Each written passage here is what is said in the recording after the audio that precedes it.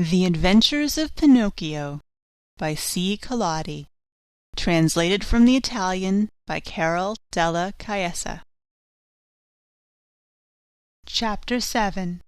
Geppetto returns home and gives his own breakfast to the marionette. The poor marionette, who was still half asleep, had not yet found out that his 2 feet were burned and gone. As soon as he heard his father's voice, he jumped up from his seat to open the door. But as he did so, he staggered and fell headlong to the floor. In falling, he made as much noise as a sack of wood falling from the 5th story of a house. "Open the door for me!"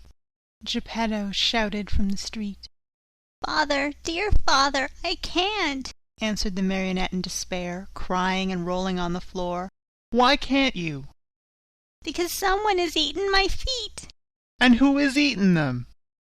"The cat," answered Pinocchio, seeing that little animal busily playing with some shavings in the corner of the room. "Open, I say," repeated Geppetto, "or I'll give you a sound whipping when I get in." "Father, believe me, I can't stand up. Oh dear, I shall have to walk on my knees all my life." Geppetto, thinking that all these tears and cries were only other pranks of the marionette, climbed up the side of the house and went in through the window. At first he was very angry, but on seeing Pinocchio stretched out on the floor and really without feet, he felt very sad and sorrowful. Picking him up from the floor, he fondled and caressed him, talking to him while the tears ran down his cheeks. "My little Pinocchio, my dear little Pinocchio, how did you burn your feet?" "I don't know, Father, but believe me, the night has been a terrible one, and I shall remember it as long as I live.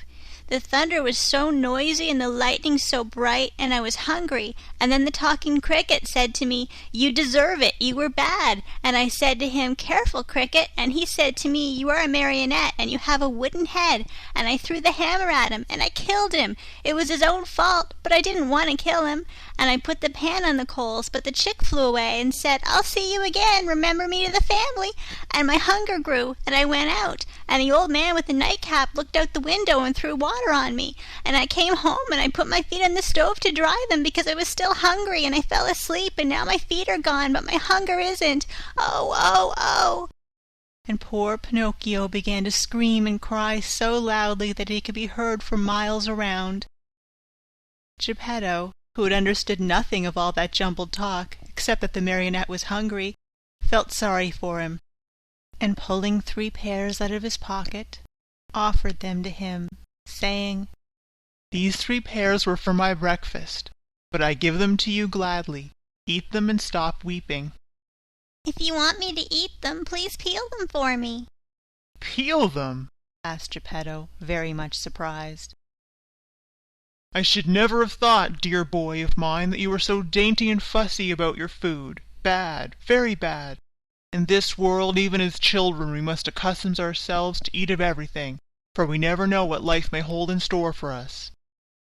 "You may be right," answered Pinocchio, "but I will not eat the pears if they are not peeled. I don't like them." And good old Geppetto took out a knife, peeled the 3 pears, and put the skins on a row on the table. Pinocchio ate 1 pear in a twinkling and started to throw the core away, but Geppetto held his arm. "Oh no, don't throw it away.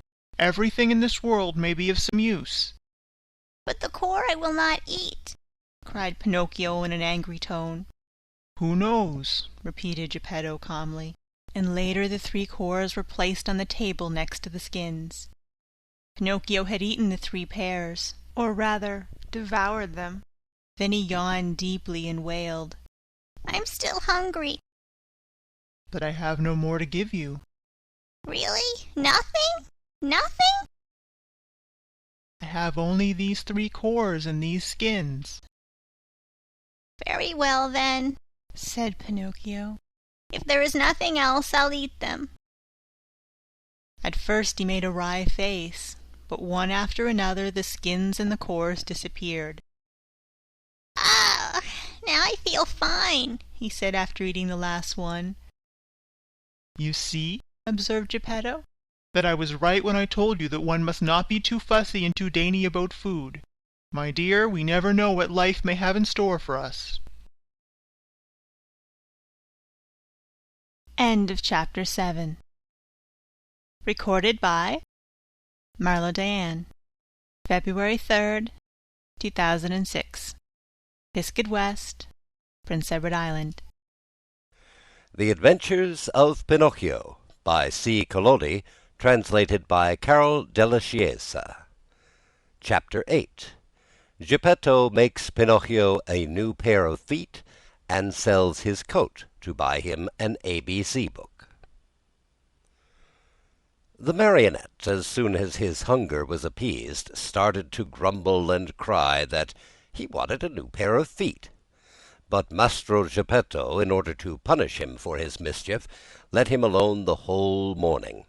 After dinner he said to him, "Why should I make your feet over again? To see you run away from home once more?" "I promise you," answered the marionette, sobbing, "that from now on I'll be good." "Boys always promise that when they want something," said Geppetto. "I promise to go to school every day, to study and to succeed."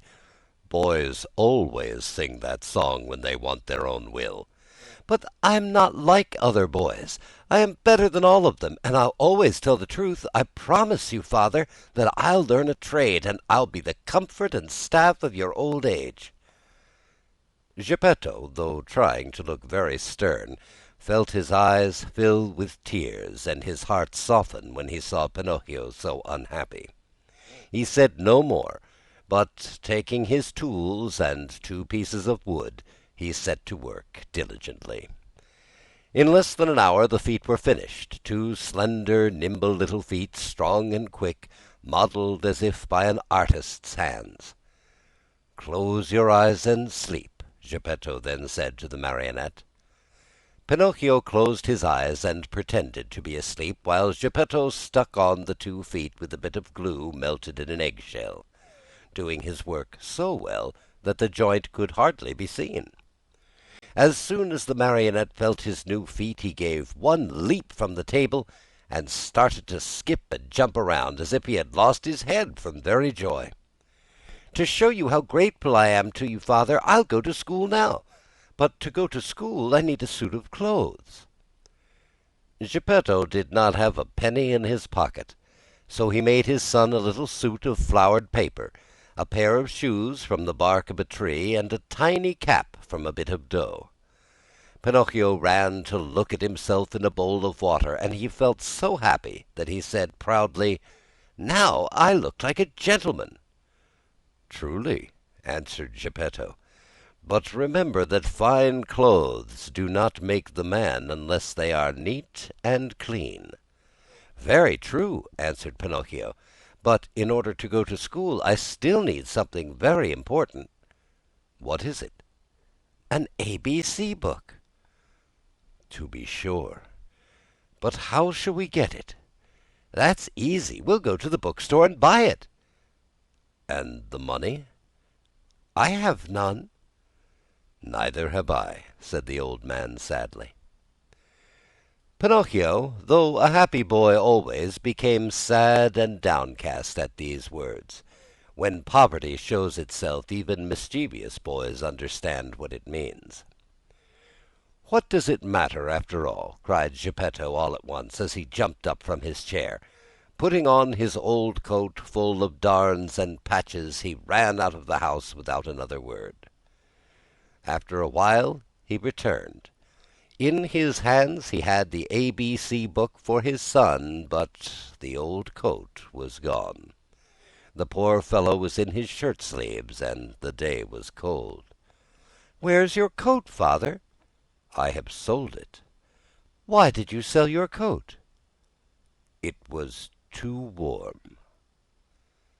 Pinocchio understood the answer in a twinkling, and unable to restrain his tears, he jumped on his father's neck and kissed him over and over. So ends Chapter 8 of Pinocchio. The Adventures of Pinocchio by C. Collodi, translated by Carol della Chiesa. Chapter 9. Pinocchio sells his ABC book to pay his way into the marionette theater. See Pinocchio hurrying off to school with his new ABC book under his arm. As he walked along, his brain was busy planning hundreds of wonderful things, building hundreds of castles in the air. Talking to himself, he said, "In school today I'll learn to read, tomorrow to write, the day after tomorrow I'll do arithmetic, then clever as I am, I can earn a lot of money. With the very first pennies I make, I'll buy father a new cloth coat. Cloth, did I say? No, it shall be of gold and silver with diamond buttons. That poor man deserves it, for, after all, isn't he in his shirt sleeves because he was good enough to buy a book for me? On this cold day, too. Fathers are indeed good to their children."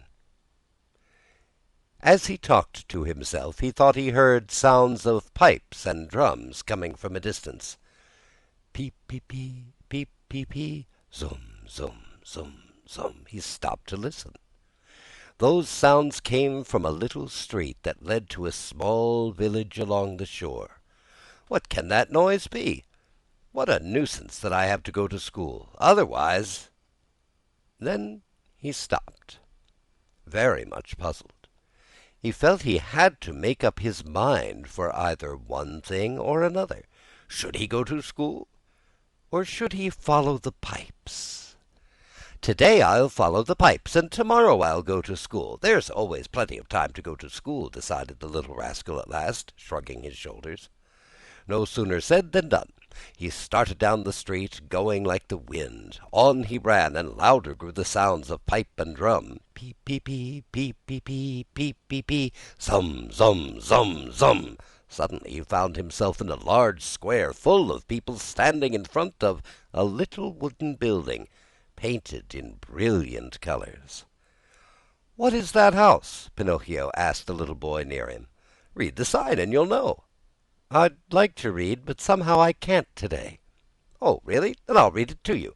Know then that written in letters of fire I see the words Great Marionette Theater." "When did the show start?" "It's starting now." "And how much does one pay to get in?" "4 pennies." Pinocchio, who was wild with curiosity to know what was going on inside, lost all his pride and said to the boy shamelessly, "Will you give me 4 pennies until tomorrow?" "I'd give them to you gladly," answered the other, poking fun at him, "but just now I can't give them to you. For the price of 4 pennies I'll sell you my coat. If it rains, what shall I do with a coat of flowered paper? I could not take it off again. Do you want to buy my shoes? They are only good enough to light a fire with. What about my hat? Fine bargain indeed, a cap of dough. The mice might come and eat it from my head." Pinocchio was almost in tears. He was just about to make one last offer, but he lacked the courage to do so. He hesitated. He wondered. He could not make up his mind. At last he said, "Will you give me 4 pennies for the book?" "I am a boy, and I buy nothing from boys," said the little fellow, with far more common sense than the marionette. "I'll give you 4 pennies for your ABC book," said a rag picker who stood by. Then and there the book changed hands. And to think that poor old Geppetto sat at home in his shirt sleeves, shivering with cold, having sold his coat to buy that little book for his son. So ends Chapter 9 of Pinocchio.